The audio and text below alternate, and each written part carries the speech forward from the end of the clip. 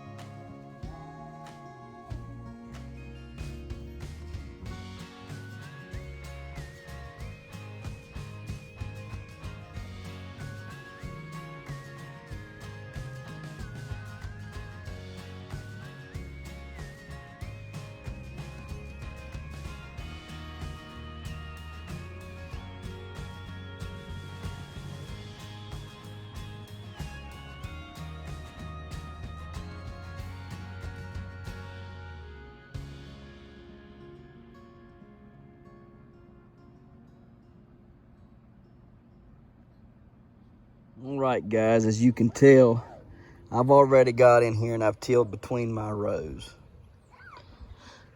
all the way down. Okay, and I do believe that this corn that Chili Mac ate, I do believe it's going to end up making corn. What kind of corn it's going to make, I don't know. It might make cobs that big, it might make big long ears. Either way, it's going to make corn. I still believe it's going to grow. Sorry about the kids, they're outside having fun, as all kids should. If you ain't got your kids outside and they're stuck on them iPads and in them video games, put them outside.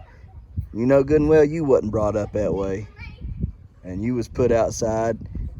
So just a little helpful tip there. I'll quit on that for now. Back to the corn. Look, guys, I used to have all kinds of trouble growing corn. Here's some of the reasons why. One, I didn't give it room. I tried to crowd it in two little old rows. I remember back in the day, I tried to grow 2 rows, and you could have fit both rows where my foot is over here to where that row is. That don't work out, okay? Then I learned you needed at least 3 or more rows to grow successfully. Started planting in 3s. What the wind didn't blow down, and yet my inability to understand you need room in between the rows is what else finished it off, and I didn't get a lot of good corn. I tried to shove 3 rows in that right there. So, started last year, I put a wide spacing between my corn. Now, I had good success. I planted 3 rows last year. The outside row did good, and that outside row did good. And the middle row did good on the ends. But in the middle row, in the middle of the row, didn't produce very big stalks. It didn't produce very big ears of corn, if any ears at all. What did I do wrong? Well, I learned last year, even though I put a lot of space in between my rows, I didn't put enough space between my rows, okay? Now, these rows are on 36-foot centers. There's 3 inches in between them rows, or 3 foot, excuse me, in between these rows. I could have pushed it on up there to 40 if I would have had enough room, but I didn't have enough room to put 40 inches in between them. 36 to 40 inches in between your rows will ensure good success of growing corn. Here's why. When this corn grows up and tassels, and this one does, and that one does, and that one does, and it comes up and it tassels, them tassels blow the pollen. Down in here, these leaves, the reason why these leaves are so big, they catch the pollen, and the pollen rolls down in there and fertilizes your ears of corn, or excuse me, pollinates your ears of corn. So the leaves are so big and wide and long because they catch the pollen, and the pollen rolls down and pollinates the ears of corn down in them. If you got it too close together, if the rows are too close together, they won't pollinate properly, okay? The wind can blow it way far away, okay? And the leaves not even be able to touch it. If this row right here and this row right here are touching, the leaves are touching, then this row right here, it's getting skipped through pollination. So this row here is catching this row's pollen, and that row's catching that row's pollen, and they're missing this row. When you give it 36 to 40 inches in between, then each row has its own way of pollinating each other. Then now this row can pollinate that row can pollinate that row, that row can pollinate that row, and that row can pollinate that row, that row can pollinate that row, and that row can pollinate that row. Okay, 36 to 40 inches. If you've not planted corn this year, or if you've already planted and you made a boo-boo, you got time to fix it. Let that come up and harvest whatever you can get off of that crop. And as soon as you harvest that, pull those ears of corn up, those stalks of corn up, set them aside, let them dry out for your fall, plant your second bumper crop of corn, okay? And go on ahead and get you a second helping of corn this year, all right? You can grow usually most people can grow 2 sets of corn every year, okay? If you do it right. You start early enough, and you as soon as it comes up and makes its ears, you pull them off when they're ready to be pulled off and get it in the ground. The day you pull them up, put them back in the ground, grow it again. All right. The next thing is, I gotta tell you, even though corn can root very well, corn roots so extremely well, the other issue people have is the wind blowing the corn down. My suggestion to you is if you live in a place where it gets a lot of wind and there's a big chance of blowing it down, my suggestion is tie it up. How do you tie it up? I got a fence right there, and there's a fence right here. I can tie off on this side of that T-post, on that side of the corn, run it this way, run in front of the corn right here and tie off there, just like I did last year, and keep my corn upright, okay? The wind can't blow it against that way, and as they stand up, they'll lean on each other, so they can't blow down, okay? The other thing, to making sure your corn don't blow over, heel the corn up. Not only does healing help you in your root system and all the things that corn needs, water, rooting, it also helps in stabilizing the corn root base, okay? So when you heal this up, you're putting more dirt on top. It's helping keep that corn down. It's helping that root system out. It's helping control the water, everything. When you heal that corn up, you're doing it a great service. How do you heal corn up? You give it enough space in between the rows, and you're able to take a tiller through there. And see, we've not walked through there a great big bunch, but we did walk through some, and it's gotten a little bit compacted. But rain will compact your dirt. Setting there will compact your dirt. You can dig a hole, leave it to lay, and eventually that dirt will sink all the way down flush with the yard underneath it, okay? Because that's just what dirt does. So make sure and get enough room in there that you can run your little tiller through there. You don't have to run, like my big yeller down there. You don't have to run the big rear tine through it. Just that little old one right there will suffice. And just run it through there. Get it good and tilled up. Now you got an easy way to hoe it. You got an easy way that you've weeded it. And you just hill it all up on both sides. And then you side dress it with some more fertilizer. Yes, you heard me right. Fertilizer. Corn is a heavy feeder. The sweeter the corn, the heavier the feeder, okay? So go on ahead and fertilize that stuff. What kind of fertilizer do they like? Well, they like all kinds of fertilizer, but they like one that's heavy in nitrogen and usually the urea nitrogen, and they like a good phosphorus one.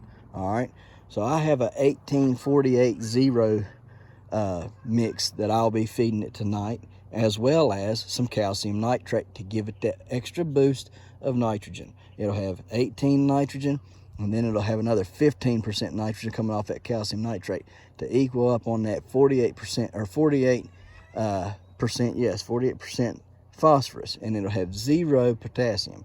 Now, getting towards the end, I'll start giving it little shots of potassium. Not that it needs a whole lot of it, because corn does not need a lot of potassium.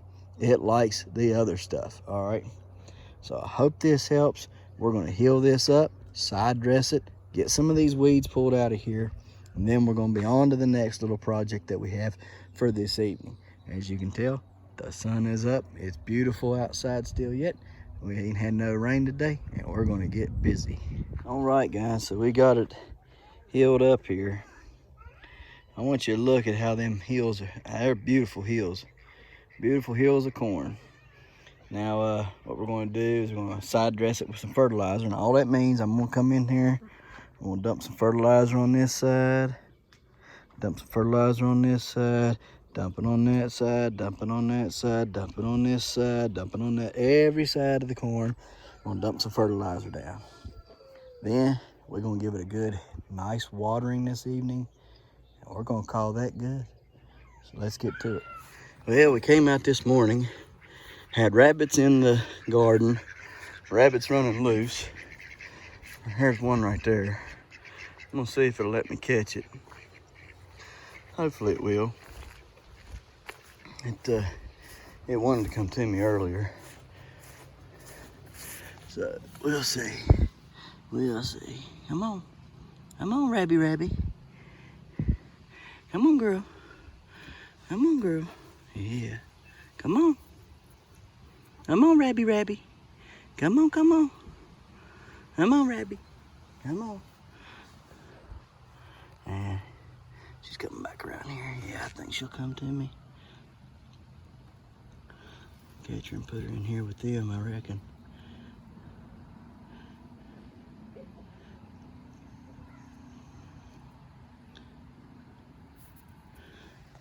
She don't want to come. I'll just have to put her out of her misery, because I can't have them running in the yard now.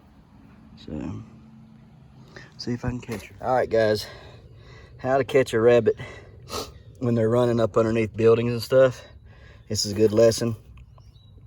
I had this bird netting laying around, so I was like, so I stuffed it up in here to where they can come over it, and then I put food in the center of it. And when they tried to dart back under it, they got hung up in it. Both of them. Both of the ones that were under the building got hung up in it. As you can see, he can't go nowhere. He's stuck. He's stuck. So I'm going to have to go get him out. But it works. I caught both of them at the same time. Both of them was out eating on that food. They both tried to dart underneath the building to get away. And both of them ended up in the net. So, quick tip for today, because I don't know if I'm going to be able to make a full video or not. How to catch rabbits going under your buildings. Using bird netting. It works very effectively, much more effective than the live box traps and jaw traps. They don't pay no attention to the netting at all, and they'll come out to get some food.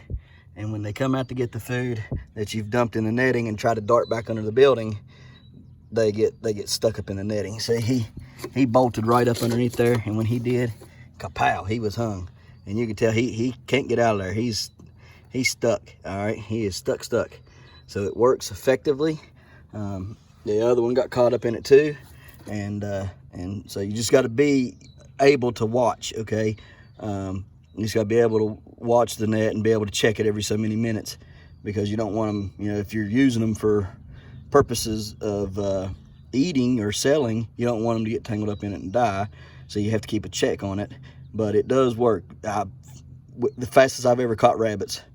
I set it out one time. I set this net out, and boom, the next time I come back around, they tried to run, and both of them got caught. I watched it happen.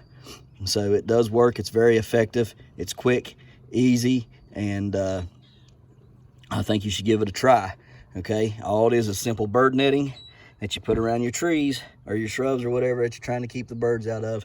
Just get it, lay it along the side of the building. You got to kind of poof it up there to where, you know, because they try to dart. When they try to dart, you know, they get caught. So let me put him up and I'll rearrange just to where I had it, and I'll show you that. Okay, so I'll get him out and then I'll rearrange it right here how I had it when I caught. So this here is all I done. I just watered it up right here like this, and I mashed it down with the food, and the weight of the food kept it up, or kept it down rather, and they just climbed out from right there at that hole, came up here and was eating the food. And then when they tried to dart back, you see they get jammed up in all this netting, like it's just a bundle. It's just a big bunch of stuff, and every little toe gets hung, their face, their ears, everything gets hung in it. So it's the best way to catch them.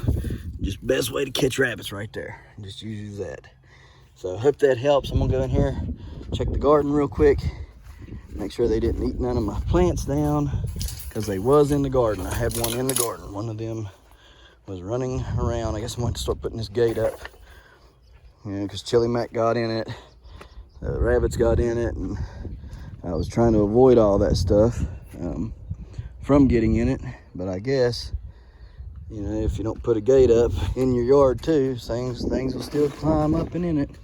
I don't see anything happening in here. I don't know that they did or didn't, but everything, they ain't been out long, so everything's looking pretty decent still. So I don't see no bite marks on none of these plants here. So I would say more than likely I'm good to go. So, all right, let's go in here and just check on some things real quick. The butternut squash is really getting up, looking good. That's my grafted one. That one was the one with the culling. This one right here was my good one. And we'll have to start training those vines. Cantaloupes are bushing out right there.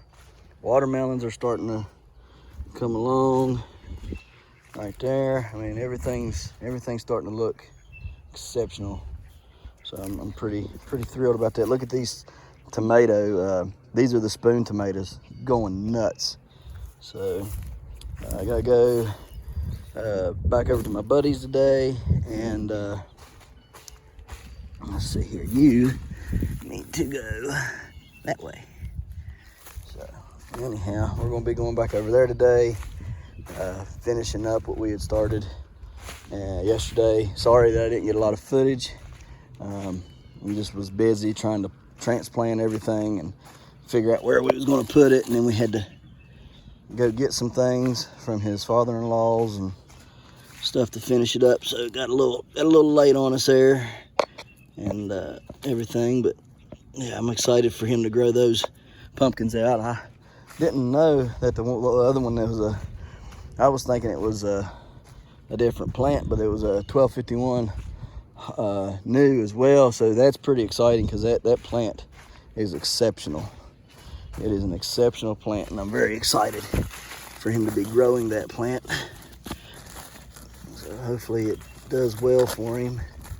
I'll have to fix this before it causes me issues. So let me get off of here, and then we'll take a look at the pumpkins. They desperately need, oh man, I got a bloom open up over there.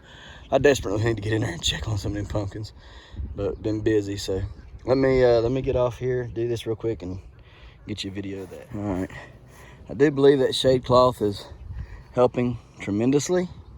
They're stretching for some reason. I'm gonna have to figure that out, but they're definitely stretching. Might have to, you see how they're getting lower and lower every day, so I'm gonna have to figure out what to do about that. But these plants are looking exceptional. Gonna have to call some of them, sadly. I don't want to, man. They're beastly. Do you see that plant? That plant right there is probably the biggest scrub of all. That's the first 1378 new I planted. This is a 1251 new. I mean, there's not scrub about that. This is the 1209 Hodge. That plant is just exceptional. It's done got up here to the rear end of this one. Good grief. Yeah, I'm gonna have to try to hurry up and get back home today so that I can fix this stuff. So this is the other 1378 new. I mean, just look at them two plants. I mean, these plants are just, good grief, they're huge.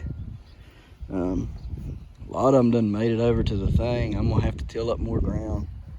Daggone. This is the 2261 Schmidt and the 951 new. Ooh, Lord.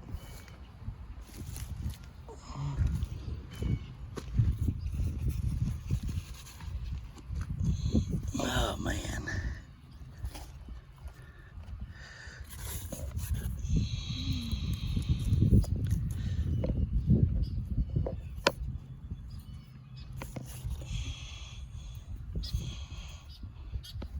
Oh boy, I'm gonna have to get back today.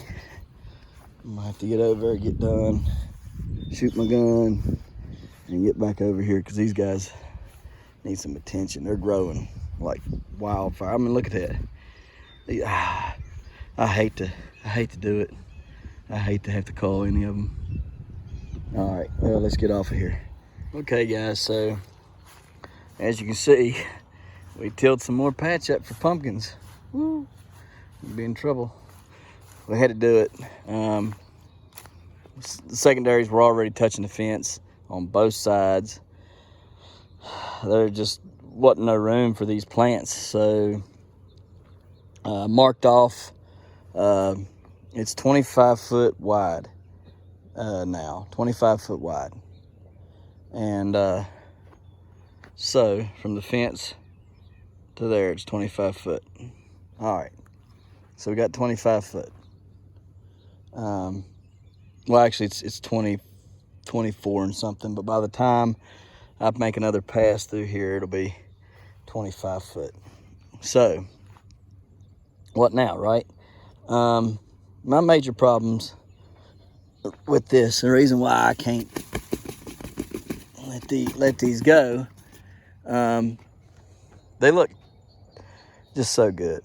And if I fill in all this space there and I fill in all this, yeah, that's a pretty good amount of space. It's not enough, but I just have a hard time letting plants go that look so good. So here's what I'm gonna do. I know I couldn't grow them like this for another week. Another week like this and they would be running into each other. So I'm turning the vines up. Those vines will have reached the fence by then. These vines here will have, and see, they're not,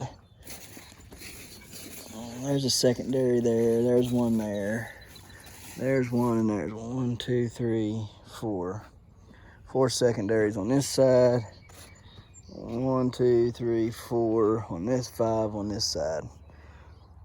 So, I mean, these plants they're really, really nice. This is a 951 new, and I'm having a hard time calling it. This one is a 2261 Schmidt, and it was about to be on the chopping block, but it turned on. And when it turned on good and looks great. So, hard time with that one. This one here is just a honey of a plant. I mean, would you look at that? That's a 1378 new. That is a honey of a plant. Let's see here. Where's my sticks? That's how much it's grown in just a couple days. From there, where that was, to up here. That's a lot of, they're getting a lot of growth on them. They're looking excellent. I don't want to cull none of these plants, but you're not going to grow no giants out of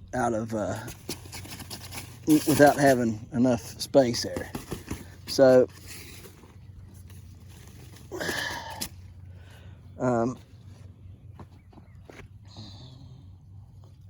we got this is a that's a 1378 new.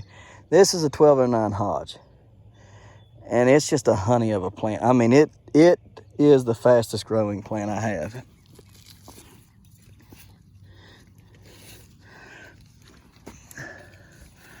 Let me bend her around here.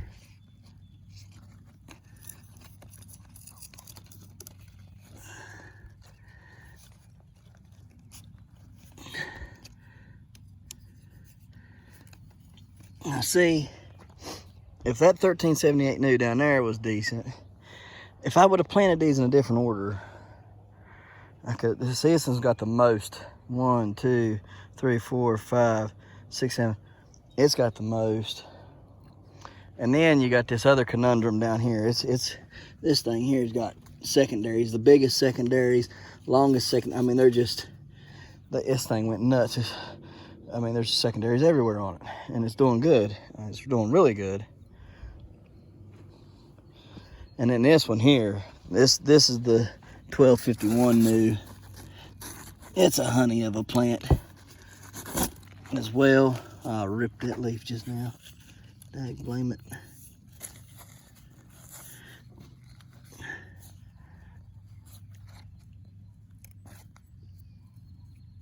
And it just makes it really difficult. I mean, that's by far the better looking of the plants. That one looks good as far as what, you know, nice, uniform, small leaves. It's fast growing. This one's got ginormous leaves. I mean, it's look how big that leaf is right there. Look at that leaf. That's my foot. Look at that leaf. That thing is huge. There's my hand. I mean, you can, it's just crazy. Where's my foot? Tip of the leaf. Size 10. This is, like I said, the 1251 new. And down there's another 1378. Now, I don't mind calling this one. This one has lots of issues with it. And you know, it's all cattywampus and everything. I don't have a problem taking this one to the coal factory. I mean, it can go. And I can fill in all this here with the secondaries off of this one. Turn that main up and bring it back around like that. So that, I think that's what I'm gonna do. I think I'm gonna call this plant right here. This, man, I hate doing that, but it does have problems. See how it don't lay down good? Right there, it's all humped up and everything. I mean, its leaves are bent and everything else. So we're gonna call this plant. Tomorrow morning, this plant's gonna get culled, okay? And get it up out of here. I'll take these secondaries and I'll start bringing them back this way. I'll make these secondaries come this way. They'll fill in all of this spot where this 1378 new is right here. I'll bring that main around, come around up here, and do, you know, grow it somewhere up in here, and set fruit up there, because it ain't even got a fruit on it yet. So that's the game plan for down here on this 1378. Now, as far as the 1209 Hodge and the other 1378 new and all those plants are up through there, I'm not even sure. What I can do, I can probably pitchfork. I could probably take these and pitchfork them up that way, and they can fill in all that. Take the main vine and run it up here as well. Let these start coming back a little bit and filling in back in here. Can't do it too much, but just a little bit. I'll just have to play with it. It'll be a funky looking growth. It ain't gonna be your normal run-of-the-mill, you know, whatever, but let that 1209 Hodge grow.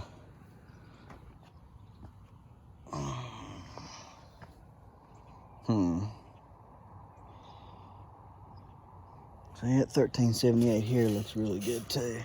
Here's the stumps on them. Look at that stump. Stump looks good on that one. These other stumps, some of them cracked early on, like that. See that cracked? That stump had cracked early on. That's a 1209 Hodge. I think this 1251 new had also cracked. Yeah, that one had cracked as well.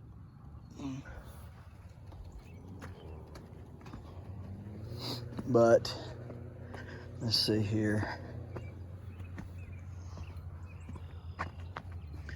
No cracking on that 1378 new.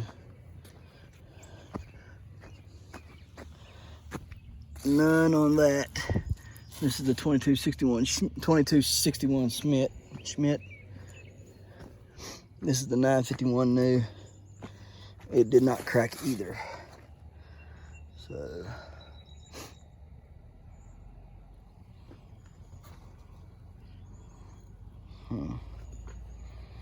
and that plant just looks so good.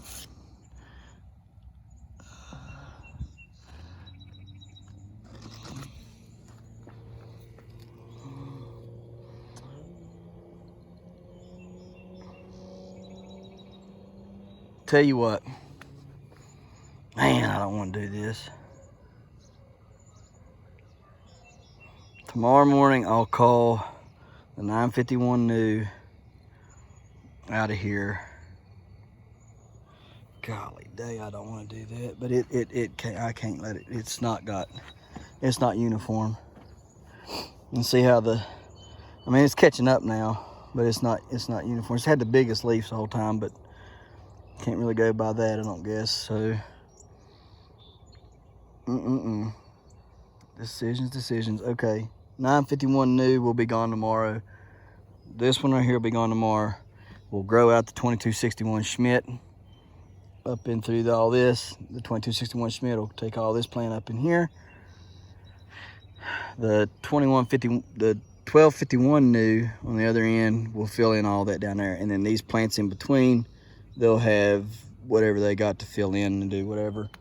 And then whichever plant up here out of the 824 Hodge and the 1673 and a half Bartimus, whichever one of those beat out the other one, I'll let it do its thing. And then bushel gourd, of course, so it'll fill in. I'm gonna shoot it straight over to that corner. So that's the game plan. All right, got a game plan. One of them two up there will be a grower for late season. Whichever one beats out the other, let it grow for late season. Take the 951 new out. Let this one stay, which is a 2261 Schmidt. Let the 1378 new stay right there. The 1209 Hodge stay. The 1251 new stay, and the other 1378 new out. So that's what we'll do. Okay, got a game plan. That was tough decisions, but just had to be made. Cut the two news on the ends. All right, guys. Well, like I say, that's all I got. I've did my job here. I have picked my pumpkins. I have decided. Now I'm going to go in for the evening and come out here tomorrow morning and get at it and start getting these pumpkins ready for some growing. I think I made the right decisions. So that way I can pollinate that Schmidt. If I don't want to pollinate it, I can pollinate another one that comes on it, and get ready for that 1251 new to pollinate it. All right, guys. We'll see you tomorrow. Thank you for watching. Y'all have a good one. Don't forget to smash that like button. Hit that notification bell. Don't forget to share. Thank you, good sir. You're welcome. And subscribe.